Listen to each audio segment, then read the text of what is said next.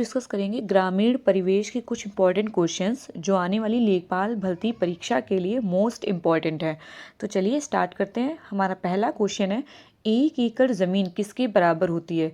तो 4840 वर्ग गज के बराबर होती है 1 एकड़ ज़मीन। अगर ज़रीब के फॉर्म में पूछे तो 10 वर्ग ज़रीब के बराबर होती है और 0.40467 हेक्टेयर के बराबर होती है 1 एकड़ ज़मीन। आपसे तीनों क्वेश्चन पूछे जा सकते हैं। 1 एकड़ ज़मीन में 4840 वर्ग गज हैं, 1 एकड़ ज़मीन में 10 वर्ग ज़रीब हैं, 1 एकड़ ज़मीन में 0.40467 हेक्टेयर है। नेक्स्ट क्वेश्चन है हमारा, कौन सा प्रकार उस कृषि प्रणाली को दर्शाता है जिसमें एक ही फसल लंबे चौड़े क्षेत्र में उगाई जाती है? एक ही फसल लंबे चौड़े क्षेत्र में उगाई जा रही है, उसे बोलते हैं रोपड़ कृषि। क्या बोलते हैं? रोपड़ कृषि। आप ऐसे याद कर सकते हैं कि एक ही जगह क्या किया हमने, रोप दिया। रोप माने क्या होता है? बो दिया है। तो रोपड़ कृषि होती है एक ही जगह लंबे चौड़े क्षेत्र में उगाई जाती है। नेक्स्ट क्वेश्चन है, भारत में गेहूं की औसत पैदावार कितनी है? तो 2000 किग्रा पर हेक्टेयर, यानी भारत में 2 क्विंटल गेहूं पर हेक्टेयर पैदा होता है। नेक्स्ट क्वेश्चन है हमारा, और सभी कुछ प्रतीक्षा कर सकता है किंतु कृषि नहीं, यह उद्गार किसका है? तो ये बहुत ही फेमस स्टेटमेंट है। ये कहा था पंडित जवाहरलाल नेहरू जी ने कि सभी कुछ प्रतीक्षा कर सकता है लेकिन कृषि प्रतीक्षा नहीं कर सकती। नेक्स्ट क्वेश्चन है हमारा, ललित किसकी एक उत्तम किस्म है? तो ललित जो है अमरूद की एक उत्तम किस्म है। आप इसको ऐसे कोरिलेट कर सकते हैं कि आपका कोई फ्रेंड हो या गली में रहता है, रिलेटिव हो, कोई भी हो, उसकी आप शक्ल इमेजिन कीजिए और उसके शक्ल पे अमरूद इमेजिन कीजिए। इससे आपको क्या होगा, हमेशा के लिए याद हो जाएगा कि ललित जो है वो अमरूद की एक उन्नत किस्म है। कृषि कार्य में लगे ट्रैक्टर की आवाज़ किस स्तर से अधिक नहीं होनी चाहिए? तो 90 डेसिबल से ट्रैक्टर की आवाज़ अधिक नहीं होनी चाहिए। एक क्वेश्चन और पूछा जाता है कि वो ध्वनि का वो कौन सा स्तर है जिससे अधिक की ध्वनि में कानों में दर्द पैदा हो जाएगा? तो वो उसका आंसर होता है 130 डेसिबल। ये भी क्वेश्चन पूछा गया है। 130 डेसिबल से जब अधिक की ध्वनि होगी तो हमारे कानों में क्या दर्द पैदा कर देगी। नेक्स्ट क्वेश्चन है, धान में भूसी का प्रतिशत कितना होता है? तो धान में 20% भूसी होती है और 80% चावल होता है। एक क्वेश्चन और पूछा जाता है, जो सरसों होती है, सरसों के जो बीज होते हैं राई, उनमें तेल कितना निकलता है? तो उनमें 40 से 45% तेल निकलता है, बाकी जो होती है वो खली निकल जाती है जो जानवरों के काम आती है। नेक्स्ट क्वेश्चन है, कौन अम्लीय धरती पर सरलतापूर्वक उगाया जा सकता है? तो तरबूज। तरबूज में आप जानते होंगे बहुत सारा पानी होता है, तो आप ऐसे याद कर लीजिए कि उसमें बहुत सारा अंदर क्या है, अम्ल है। तो अम्लीय धरती पर क्या उगाया जा सकता है? तरबूज उगाया जा सकता है। पूसा रसराज किसकी उन्नत किस्म है? तो पूसा रसराज खरबूजे की उन्नत किस्म होती है। जाबो ग्रामीण खेती करने का तरीका कहाँ विद्यमान है? तो जाबो ग्रामीण नागालैंड में होती है। जाबो ग्रामीण खेती नागालैंड में होती है। नेक्स्ट क्वेश्चन है हमारा, कौन से दो जुताई के प्राथमिक उपकरण है? तो मोल बोल हल और मृदा खुदाल, जिसको सब साइलर भी बोलते हैं, ये जुताई के प्राथमिक उपकरण हैं। नेक्स्ट क्वेश्चन है हमारा, मिट्टी का कटाव सर्वाधिक किस प्रकार की मिट्टी में होता है?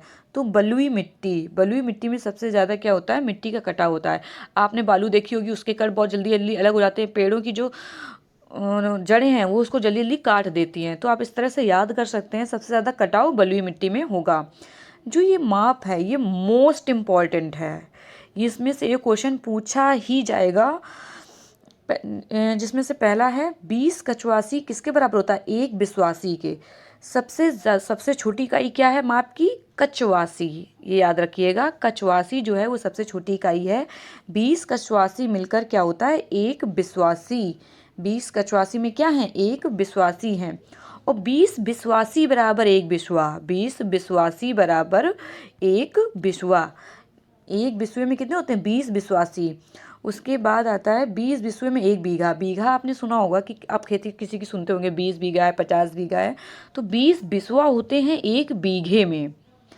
और 1 बीघे में कितने होते हैं? 55 गुणे 55 वर्ग गज। 55 गुणे 55 वर्ग गज होता है 1 बीघे में। तो ये आप सभी याद रखिएगा। सबसे छोटी होती है कचवासी। नेक्स्ट क्वेश्चन है हमारा, गेहूं में प्रोटीन का कितना परसेंट होता है? तो गेहूं में 12% प्रोटीन होती है। और एक क्वेश्चन पूछा जाता है, हरित क्रांति में किस पर बल दिया गया था? हरित क्रांति में गेहूं और चावल में बल दिया गया था, जिसमें सबसे ज़्यादा गेहूं पर ही बल दिया गया था पैदावार पर। एनपीके के किस आनुपातिक प्रयोग की संस्तुति की गई है? N for nitrogen, P for phosphorus, K for potassium. तो इनके जो फर्टिलाइज़र हम लोग यूज़ करते हैं उनका जो अनुपात है वो 4-2-2 होना चाहिए। पूसा रूबी किसकी उन्नत किस्म है? तो पूसा रूबी जो है ये टमाटर की उन्नत किस्म है। इसमें भी अगर आपका कोई रिलेटिव रूबी हो तो उसको आप टमाटर आप ऐसे याद कर सकते हैं, उसके गाल टमाटर जैसे लाल लाल हैं। रूबी के गाल टमाटर जैसे लाल लाल हैं। तो पूसा रूबी किसकी उन्नत किस्म है? टमाटर की। लेखपाल द्वारा खेती का निरीक्षण क्या कहलाता है? पड़ताल। लेखपाल द्वारा खेती का निरीक्षण करना पड़ताल कहलाता है। 1 हेक्टेयर में कितना एकड़ होता है? तो 1 हेक्टेयर में 2.47 एकड़ होते हैं। नेक्स्ट क्वेश्चन है हमारा, उत्तर प्रदेश में किसान मित्र योजना का आरंभ कब हुआ था? तो 2001 में। 18 जून 2001 को किसान मित्र योजना शुरू हुई थी। नेक्स्ट क्वेश्चन है हमारा, भारत के किस राज्य में मानसून का आगमन सबसे पहले होता है? केरल में। अगर भारत का मैप आपको याद है तो केरल हमारा इस साइड पड़ता है, तो मानसून का आगमन सबसे पहले केरल में होता है। नेक्स्ट क्वेश्चन है हमारा, स्वच्छ भारत मिशन योजना कब प्रारंभ की गई थी? 2014 में। 2 अक्टूबर 2014 को स्वच्छ भारत मिशन गांधी जी का सपना पूरा करने के लिए शुरू की गई थी। नेक्स्ट क्वेश्चन है हमारा, लेखपाल द्वारा तैयार खसरे में कितने खाने होते हैं? खसरा और खतौनी ये जो होते हैं कॉलम से मिलकर बने होते हैं। तो खसरे में कितने खाने होते हैं? 22। और खतौनी में कितने खाने होते हैं? 13। नेक्स्ट क्वेश्चन है हमारा, ग्राम स्तर पर राजस्व का सरकारी कर्मचारी कौन होता है? लेखपाल। लेखपाल जिसको पटवारी भी कहते हैं। कभी कभी ऑप्शन में लेखपाल ना देकर पटवारी कह दिया जाता है कि राजस्व का जो अधिकारी होता है वो होता है पटवारी या लेखपाल। नेक्स्ट क्वेश्चन है, सबसे सूखा स्थान कौन सा है? तो सबसे सूखा स्थान या आपसे कह दिया जाए जहाँ सबसे कम बारिश होती है, तो लेह में। लेह लद्दाख में सबसे कम बारिश होती है। और अगर यूपी में पूछा जाए सबसे कम बारिश कहाँ होती है, तो मथुरा में। मथुरा में सबसे कम बारिश होती है उत्तर प्रदेश में। और सबसे अधिक कहाँ होती है? हमारे बाबा जी की नगरी गोरखपुर में सबसे कम अधिक वर्षा होती है। नेक्स्ट क्वेश्चन है हमारा, भारत में सर्वाधिक वर्षा मुख्यतः किस प्रकार की होती है? तो जो हमारा भारत है दक्षिण पश्चिम, यहाँ दक्षिण पश्चिम मानसून से सबसे ज़्यादा वर्षा होती है। खतौनी में कितने खाने होते हैं? अभी मैंने आपको बताया था कि खसरा में कितने खाने होते हैं? 22। और खतौनी में कितने खाने होते हैं? 13। नेक्स्ट क्वेश्चन है हमारा, उत्तर प्रदेश में कल्प योजना संबंधित है शिक्षा से। कल्प योजना किससे संबंधित है? शिक्षा से। एक क्वेश्चन पूछा जाता है कि संगम योजना किससे संबंधित है? नाम देख के आपको लगेगा कि नदियों को ज्वाइंट करने से संबंधित है, लेकिन ये गलत होता है।